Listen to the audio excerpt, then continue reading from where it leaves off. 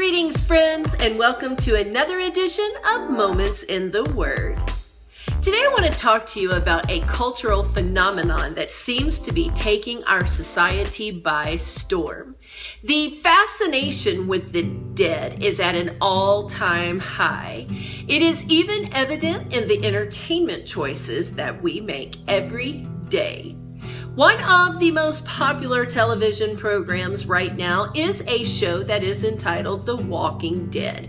Many of you are probably familiar with it. It seems that right now our culture is inundated with the thoughts and fascination of the dead.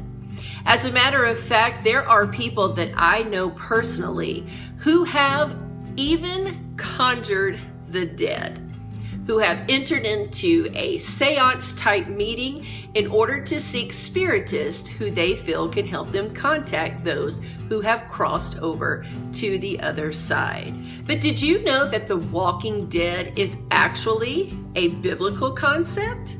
Now, before you think that I am teaching some kind of heresy and before you turn me off, give me a chance to explain. Although the Bible does not talk about the walking dead in the sense of what we are used to seeing with zombies and apocalyptic type creatures who are coming up from the bowels of the earth, opening graves and roaming the streets.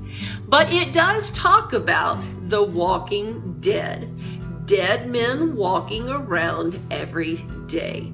I believe the Apostle Paul said it best when he said, "I die daily." He also said, "It is no longer I who lives, but Christ who lives in me." In essence, what Paul was telling us was that he was a walking dead man. I believe that it is vitally important, if we are to live the Christian life in the image of Christ, that we too will crucify our flesh.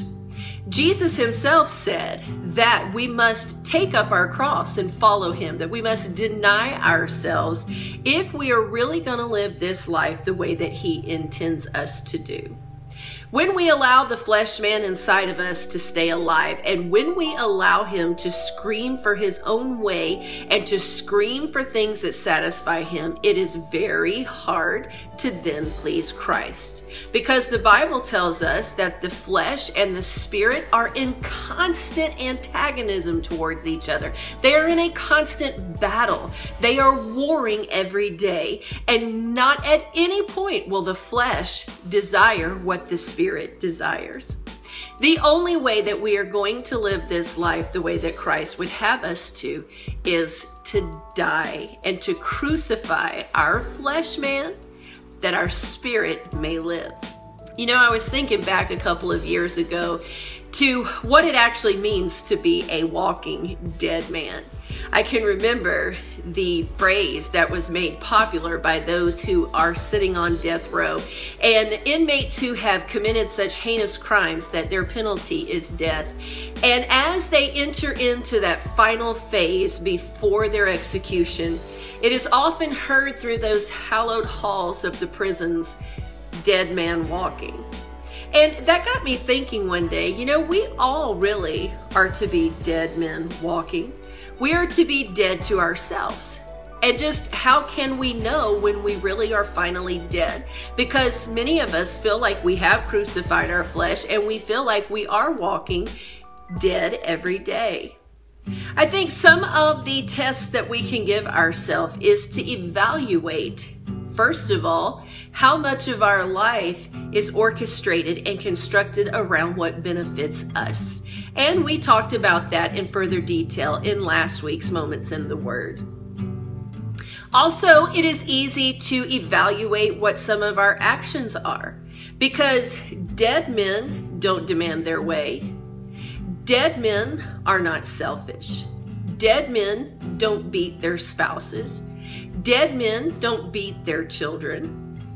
Dead men don't skip out on paying their bills and taking care of debt, and so on and so forth. The list is really endless to the things that we must die to. I want to encourage you today to self-examine what is going on in your life and ask yourself, have I died yet? Have I reached the point yet that I have truly crucified my flesh to allow my spirit man to become strong and to lead me in the ways of God? Friends, God is expecting you to be a dead man walking. So the question is, are you dead yet? I want to thank you so much for tuning in. We will see you in the next episode of Moments in the Word. Blessings.